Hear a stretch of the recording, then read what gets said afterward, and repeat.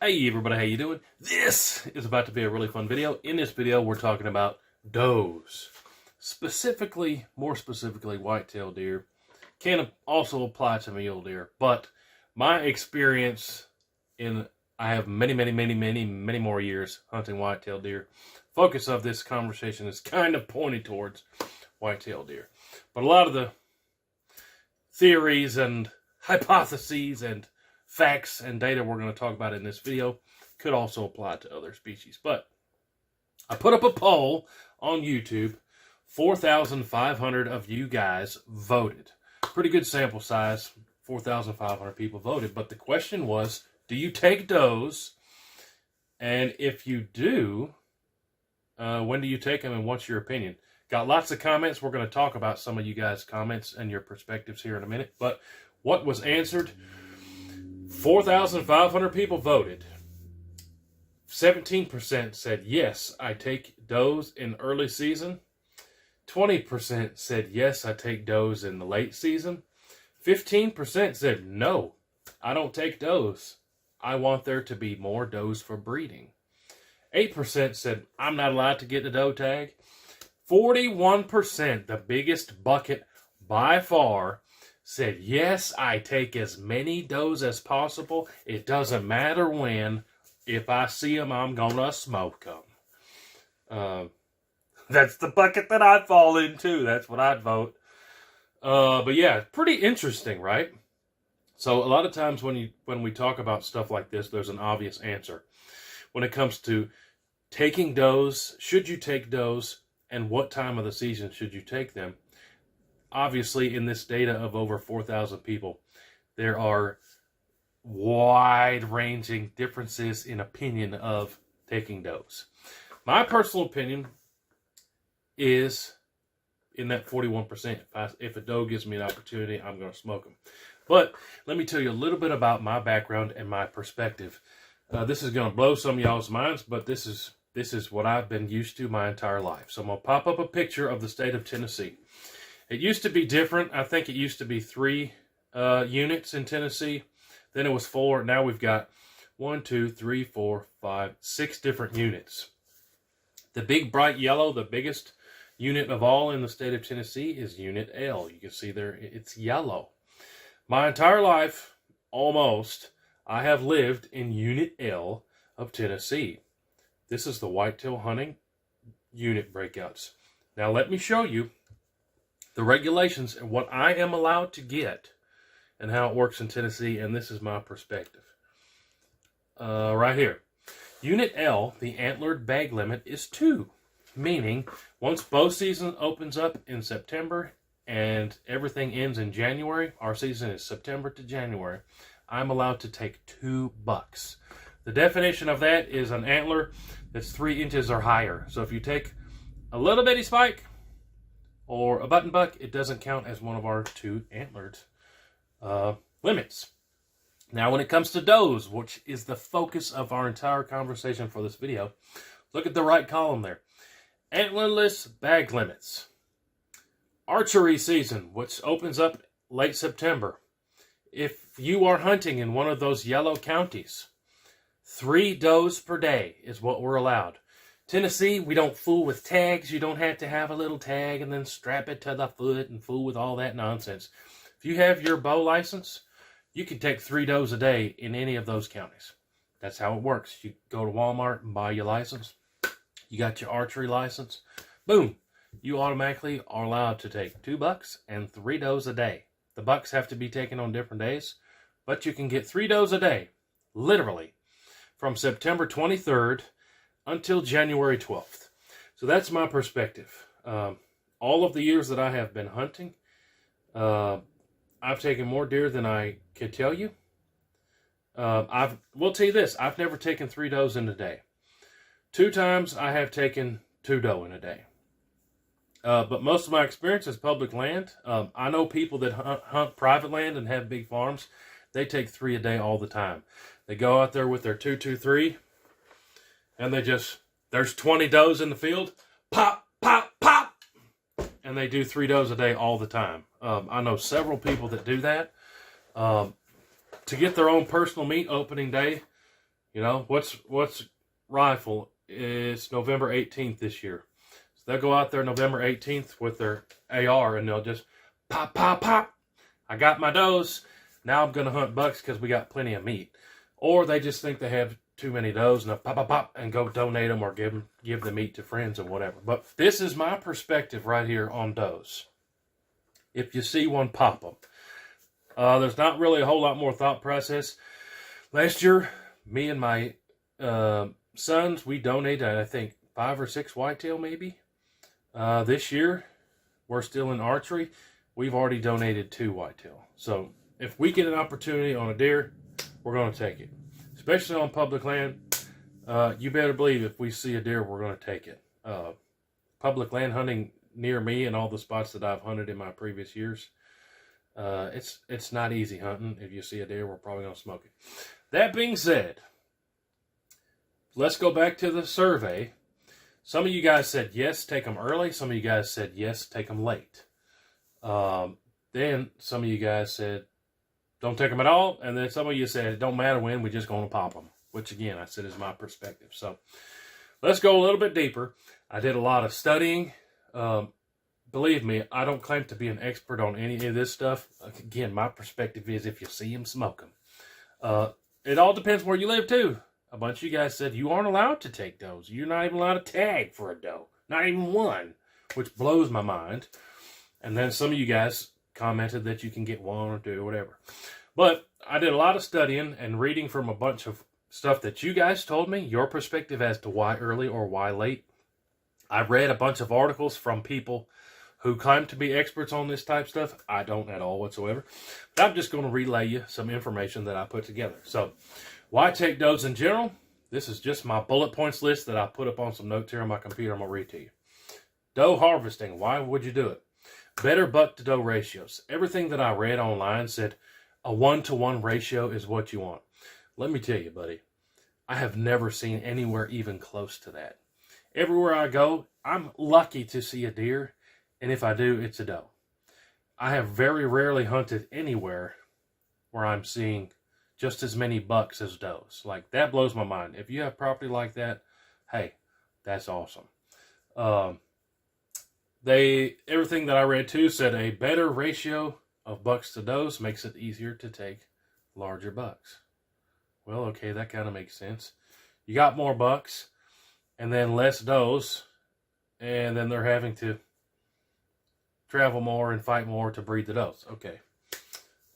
Makes sense. It's easier to catch a big buck if he's moving more around, and there's a higher chance that he cross your path. Okay, I get it. Here are the reasons to take them early. Easier to get them. There's less pressure. They're less spooked. More competition for buck breeding. Like I said a second ago, more time for the bucks to be up and moving. Early in the season, there's a bigger size difference between does and fawns. So some people say take an older doe. Some people say they'd rather take a fawn. But early season, it's easier to tell them apart. They're different in size. Okay, makes sense for that argument. More food available for the remaining deer if you take them early. Okay, that makes sense. Taking them early, you're not taking a pregnant doe. Okay. Taking them early, it's good practice for when you are lined up on that big buck. That makes sense. This is one that I never thought of would make sense to me, and maybe you never thought about this either. Taking the mother of a button buck causes the buck to stay. So I actually read quite a bit about this, and it makes sense to me. What I read is a button buck, the mom, will kick them out of the area. There's a bunch of collared studies out on this, but if the mother is taken, then that button buck will stay there. So the theory is there, if you see a button buck, don't take that one, take the mom, and then in the following years, that buck will stay there. How about that? That's an interesting argument, isn't it? After reading that, my thoughts are try to find all the button bucks and their moms and then take the moms out. You know what I'm saying? It's an interesting topic that no one had ever explained that to me before. But again, if you have a button buck, the mother, by far, a large majority, will kick it outside of a mile range. So if you don't take that button buck's mother, you very good chance more than not that you will never see that buck again. So think about that next time you're out in the woods and you see a button buck and its mom. I don't know. Food for thought. A lot less reasoning I found out there for taking does late. A lot less. But here are the reasons I put together. You might want to take them late if your deer numbers are down. If you already have low does, you want those does there to be the bait when it comes to the rut for your bucks. If you already have low numbers, you might not want to take them until late season after the rut. Also, if it's cold, if you live in the north, taking them later, you can hang them outside. Here in the south, it's always way too hot. I have never once hung a deer up in Tennessee because even when it is December, a lot of times we're still hunting. It's 40, 50 degrees, and we're not hanging them out. But I know you guys do that up north. We've seen it. Also, another thing that I consistently found people saying, if you have consistent trail camera images of a buck or several bucks, they might be there because of your does being there. So if you take the does out, you might potentially, you know, when the rut comes around, the does aren't there to keep them there. So if you're seeing a bunch of bucks, it might be a good reason to postpone taking the does because those bucks might be there because of your does, if that makes sense. But yeah, whole lot's going on, guys. Real quick, I don't want to make this too long. I pulled up a bunch of your guys' comments that I thought were interesting. Again, my perspective is easy for me to understand, but if I haven't hunted in your state, then I really have no clue. Even if I have hunted in your state, I probably forgot the regulations by now. So let's take a look. Some of you guys commented real quick, just what a couple of you guys said. Nicholas said, my state issues doe tags on a lottery system. When you get your license, you are entered for a chance at a doe tag. You can enter any hunting zone you like, but not where you live. This sounds like crazy pants to me. So first of all, where Nicholas lives, you're not allowed to get a doe.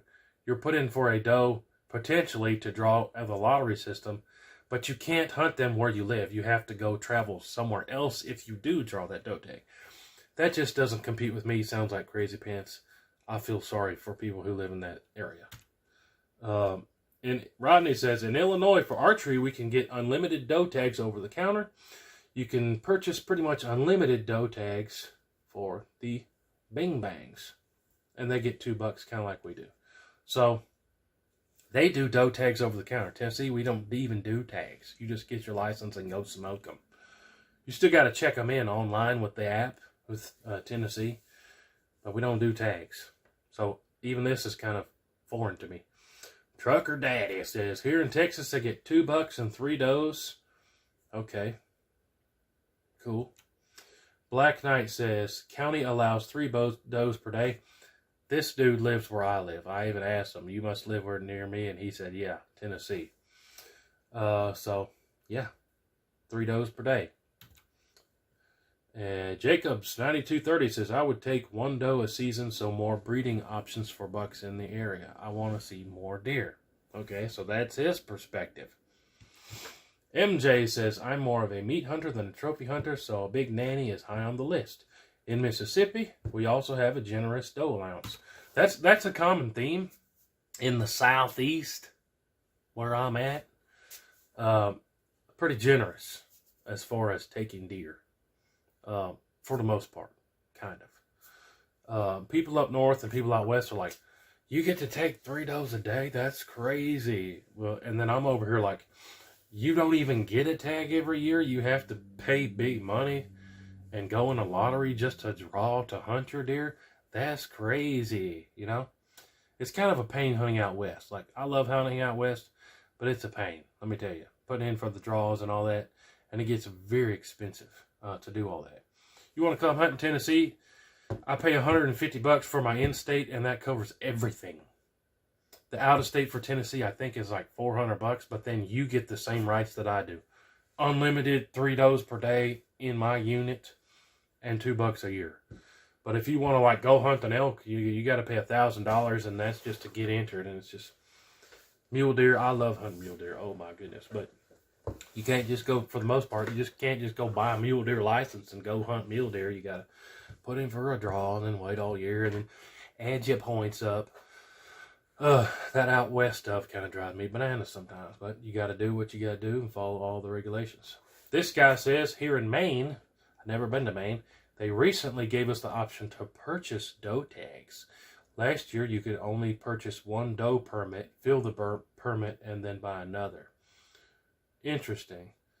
They also have an antlerless deer lottery, and he got chosen for a doe permit. See what I'm saying? A different perspective depending on where you live. Old and Slow says, when I lived in Oregon, doe tags were hard to get, and you had to put in for a drawing. Now that they're in South Carolina, a southern state near me, we get something like 5 doe tags along with the buck tags in the basic package. So that is similar to Tennessee. That hunter boy says, around my area, there's probably 40 does to every buck, so I'm not stingy on taking them. Plus, I believe here in Michigan, there isn't necessarily a daily bag limit for does, just as long as you tag the one you shoot before shooting another. I think they get 10 tags antlerless. Another perspective, a different state. This person says, from Canada, in Alberta, we get 1 or 2 doe tags depending on the area that you're going to hunt. Interesting. Scuba Steve says, for decades, we've had extremely low population. In the late 80s, we changed over to a doe permit process where a landowner could do it, but they had to work with the biologist, yada, yada, yada. Since doing that program, the population has blown up, giving everyone an opportunity to harvest a deer. That sounds awesome to me. So, going back to the 3 a day, not last year, but the year before, I hunted public land almost 30 days out of the season, and I didn't take a single deer on public land. So you might see that, hey, whoa, that's not fair. You're allowed 3 does per day. On public land, very hard to do. I would venture to say almost impossible, unless you live in the boonies near some public land that nobody else hunts. But all of the public land within an hour of me pretty much has no deer on it. That's just the way it is. I've hunted a lot of public near where I'm at. You're going to have to hunt real hard.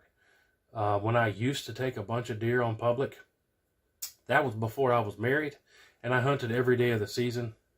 And I would take a lot of deer, but I would probably take a deer. I have records of this I used to keep track of. I would take a deer about 1 out of every 3 times I'd go hunt. So even on public, when I used to take a bunch of deer on public, and I'd drive further away and had time to do that, I would still only take a doe 1 out of every 3 times. That being said, interesting perspective. Back to the quiz results. Some of you say early, some of you say late, some of you say smoke them if you got them. Some of you say I'm not taking does at all because I want there to be more deer and be bred and all that. But the experts say the ideal situation for whitetail deer is 1-to-1 ratio. But it's kind of hard to say, well, I'm going to mow down all my does because it's just hard to manage this stuff, right? Your actions might not really be seen until 5-10 years down the road. Anyways, interesting conversation I wanted to bring up and let you guys weigh in on it. Let's keep the conversation going in the comments down below. I would love hearing you guys' perspective and learning from you and the opportunities that you have and learning from your experiences and what you've seen. But again, mine is, if I see what, I'm probably going to smoke it, and I'm happy just to see that deer. Again, it depends. Is it public land? Is it your land? Is it somebody else's land that you're allowed to hunt? There's all different things weighing into this conversation, right? But over 4,000 of you guys answered the survey. I appreciate you guys. Make sure you're subscribed and have the notifications on so you can participate when we do these. We've got tons more topics. We're going to weigh in on this again, and I'll really want to hear what you guys have to say going forward. Make sure you're following us everywhere else. Make sure you're subscribed to the newsletter over on WHOTEEWHO.com. Appreciate y'all. We'll see you on the next one. WHOTEEWHO. Load it up and get it on as soon as you can. 30-06, 10 mil, 50 cal. It don't make a difference, man. We like to shoot and make a little boom boom. like